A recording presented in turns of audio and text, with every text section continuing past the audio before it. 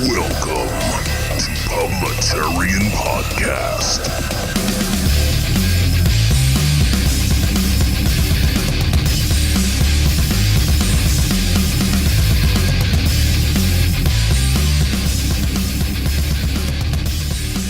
Thank you, announcer guy, and welcome everyone again to Publitarian Podcast. This is episode 3, and sorry it's taken me this long to get an episode out to you guys. Just on a personal note, very stupid thing that I did.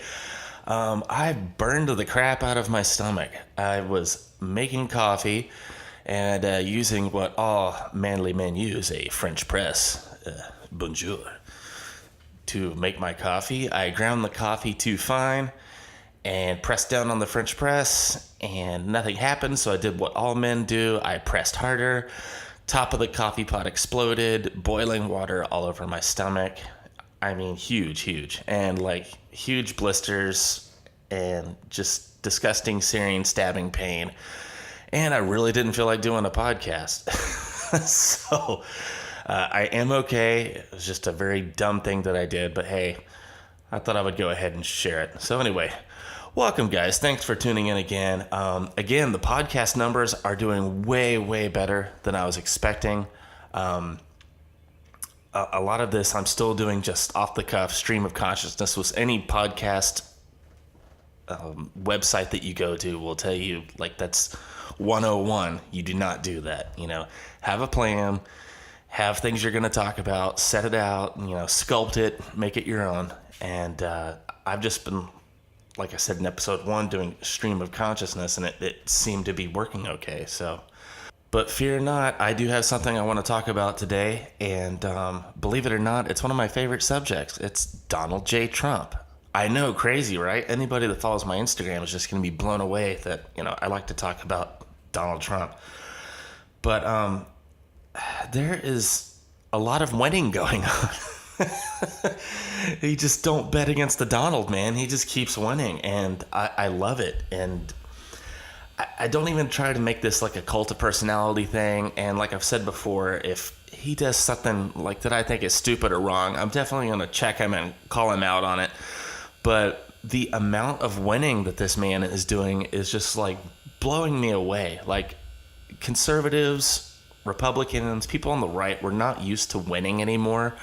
We're just used to kind of just kind of taking it, like whatever liberals are dishing out, whatever shit sandwiches they want to serve up to us on a paper china plate. We just have to just lap it up. Well, don't call me a racist bigot. And, just take it, and we're not doing that anymore. And this man, I believe, has been part of the catalyst to red pill people and wake up people that are on our side. And it's super refreshing. It's a good time to be alive and see this happening. Oh, and there goes my beer fridge right on time. There is beer in the beer fridge this time. It was sad last time I recorded. The beer fridge was humming and there was no beer in the beer fridge. So I'm happy about that now. Anyway, the case for Trump. When Trump came on the scene, I would like to be a Trump hipster and be like, oh, dude, I was just, so into Trump. I liked him before anybody else did. No, I didn't hate him, but I didn't know if he was serious or not. I mean, look at his, entertainment background. I was like, is he doing this for publicity? Like, what's the angle here? And then that very first speech he made, the famous coming down the escalator, I went back later and listened to the speech, and I said, this man is talking the American blue-collar worker language, like flyover country, like all the things that you've heard that are... Hold on, I'm going to have to go back and... No, you know what? I'm not going to go back and edit that. There's a big word that I wanted to use, but no, I'm just going to keep rolling. As soon as I heard that speech, I was like, I think this guy's got a shot. And then as time marched on, he remained on the scene. Media starts getting more nervous. Establishment, deep state, deep swamp, whatever you want to call it, are getting more nervous. They start turning up the heat, doing their usual tactics. none of the tactics are working. He starts gaining more and more snow as he's snowballing down the hill. And then the moment I knew that he was going to be a serious contender is when I started talking with friends of mine, and their very hushed tones behind closed doors telling me, I think Donald Trump is good. I think I'm going to vote for him. I mean, do you hear what he has to say? And I'm like, it's okay. Donald Trump isn't a dirty word. You don't have to be quiet about this. But that's why I knew there was going to be like this underground movement. And then when the Trump rally started happening and like massive rock star crowds are coming to see him speak, I'm like, yeah, he's going to win.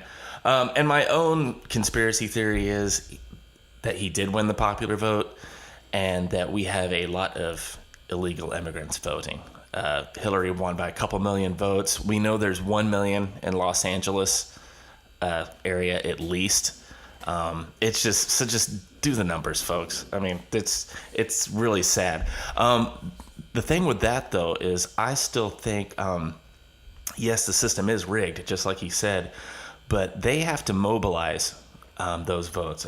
People have been caught on camera, on audio saying, yeah, we, bust these people in to vote. So we know what's happening. We know popular voting is being rigged. And I would really love for Trump to introduce some kind of voter ID measure, although Congress would have to be on board with that, obviously. So I don't know if that's going to be a reality or not. But so they can localize a popular vote pretty well, they being the left side of the aisle, and do some rigging in their favor. But I still think we've got the upper hand. Like I said, the snowball is rolling down the hill and we are winning. And I love to see that. I love to see that the fighting spirit is coming back. You're starting to see more and more African Americans, black people, like red-pilled and waking up. Candace Owens has been a huge part of that movement.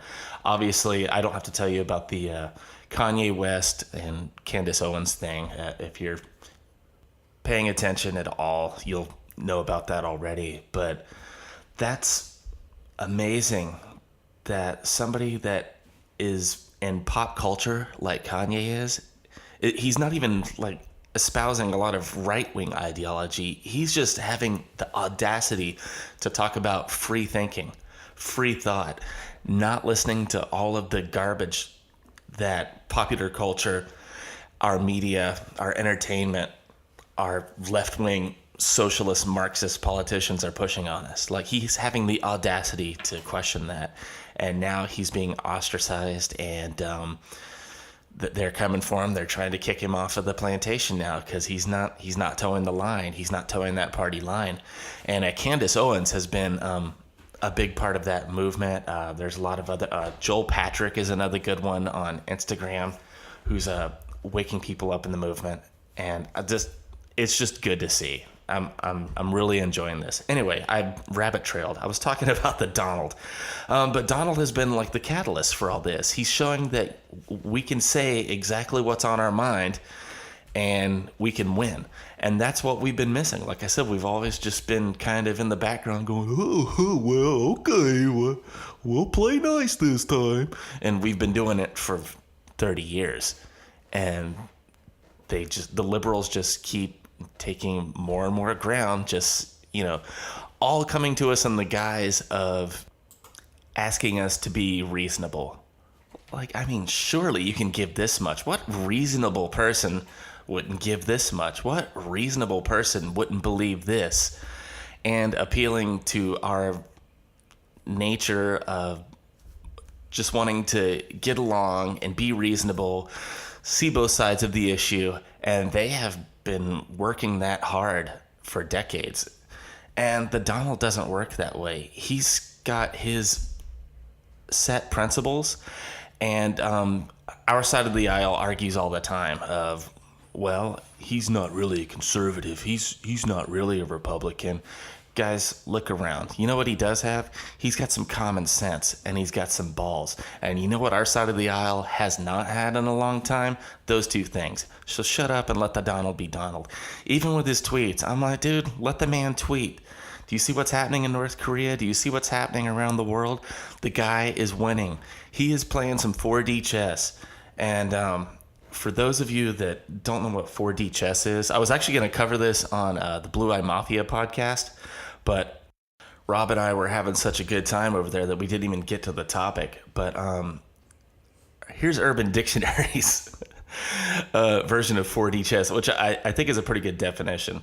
The act of playing a stratagem moves ahead in such a multi-layered, brain-sparkingly, sophisticatedly process that no one outside of the gamer's own mind even has a biscuit of what is going on until days, weeks, or even months later. Maybe even never, unless informed in great detail or being a spectacular autist themselves. I thought that was a great definition of 4D chess. Examples of Trump doing this. The Mar-a-Lago purchase in the 80s. He knew what he wanted from the start. He wanted that house like for cheap, like everybody else does when they do a real estate purchase. And if you read the story of the Mar-a-Lago purchase, he put them over a barrel, and they were over a barrel and didn't even know they were over a barrel by the time he got done with it. It was just so great. Another example would have been the flagpole controversy at Mar-a-Lago, where he already knows that he wants to put a flagpole up. He already knows what the zoning regulations are. And I'm not going to get into detail with all these stories because it would take minutes away from the podcast. But the man just wins. That's why I say don't bet against him. Just let Trump be Trump and let him do what he's doing for our movement. It's a beautiful thing. What's another one? In the Senate, when he was threatening to work with the Dems when Republicans were slow walking the legislation. That's not really as much 4D chess as it is a strategy, but he ended up winning after that as well. And another problem that we have with Trump, it seems, our side of the aisle, is his giving non-committal answers. Let him do that as well. That just leaves everyone guessing. Like, he'll come to the table, he'll say, hey, we're going to do this. Maybe we'll do this. Maybe we won't do this. But we're used to the presidential class saying one thing and completely doing another. So I don't know what the problem is with somebody giving non-committal answers. Like, at least he's getting stuff done with this, with his strategy, the way he's going about doing things. The epic tweets. Let him do the tweets. Let the man tweet. Like I said, I've already covered it, but look at what he did with Russia. We have satellite imagery of Russia pulling their subs out of Syria after he tweeted, "Get ready, Russia, here they come." And why did I give him a Brooklyn? Why did I give him a Brooklyn accent? I don't know. Here they come, Russia. They're coming for you. And they pulled the subs out of Syria just in case. The North Korea is coming to talks now. June 12th, I believe. They're going to be setting this up, and it's just freaking amazing.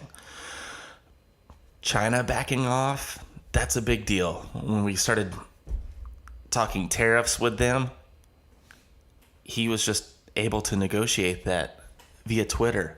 That's amazing. That's something that we've just never seen before. I mean, he's an excellent negotiator, and that's what you need in this world. That's what you need in politics. You need someone that can negotiate, but more importantly, back up what they're saying. Like, have the balls, have the gonads, have the cojones to actually back up and do what you say you're going to do. And also, he just likes to win, and he's said that multiple times. I just like to win. And guess what, guys? There's nothing wrong with winning. There's nothing wrong with being the number one country in the world. And I say God bless the Donald and let Trump be Trump. Also, before I go, I'm going to do a free plug for Dan Bongino and his podcast. This is one you need to have in your podcast library. He has been breaking down the Russian collusion hoax narrative since episode 628 of his podcast, and it's amazing. Pretty sure he's going to be putting out a book about it as well. But if you follow his podcast from 628 on, he breaks it all down step by step. And if you are on the fence about Robert Mueller or the Trump-Russia collusion narrative, he breaks it all down, and it's the best out there that I've heard. And what's great about it is that he's using liberal news sources to do it. So if anybody tries to refute him, he just comes back with, hey, I'm just reading your news sources. I really encourage you to look him up. It's a really good podcast. And let's see, that will pretty much do it for me today.